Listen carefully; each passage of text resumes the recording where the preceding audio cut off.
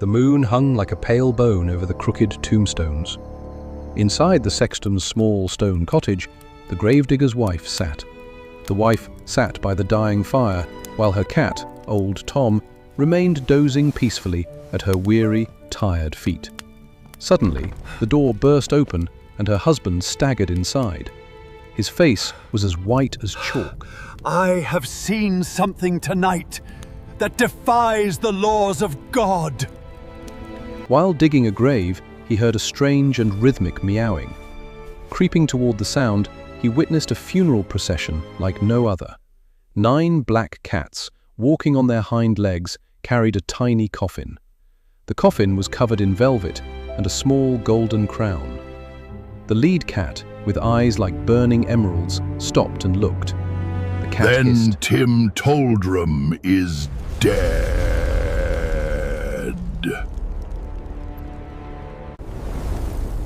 As the gravedigger finished his sentence, the house grew deathly cold. Old Tom suddenly bolted upright, his yellow eyes widening in shock. Old Tom stood on hind legs, his fur bristling like needles. Then Tim Toldrum is dead. With a thunderous leap, Old Tom flew up the dark chimney. He vanished into the soot, never to be seen again. Arthur and Martha stood frozen, staring at the empty hearth. But outside, the graveyard still held its secrets. In the deep shadows of the woods, something moved. The legend of the King of Cats had only just begun. A king is dead. Long live the king. The air in the forest felt thick, as if the trees themselves were watching. Back in the cottage, the fire began to change. Martha's silver hair shimmered in the strange new light. The 9 cats moved like shadows through the mist. Arthur felt a cold hand on his heart. Every shadow in the room began to stretch and grow. The golden crown on the coffin pulsed with a rhythmic light. Time seemed to stop as the secret was revealed. Arthur's voice trembled as he spoke the name once more. Martha reached out, her fingers brushing the frozen air. Old Tom's shadow was no longer that of a simple cat.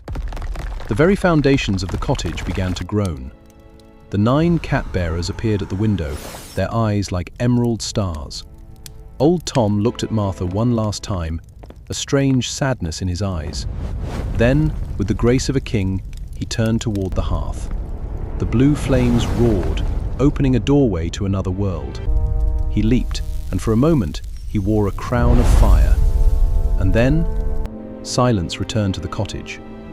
Martha knelt and picked up the small golden token. Across the hills, 1,000 cries rose into the night. They were mourning their fallen lord and hailing the new. The crown was no longer in the graveyard.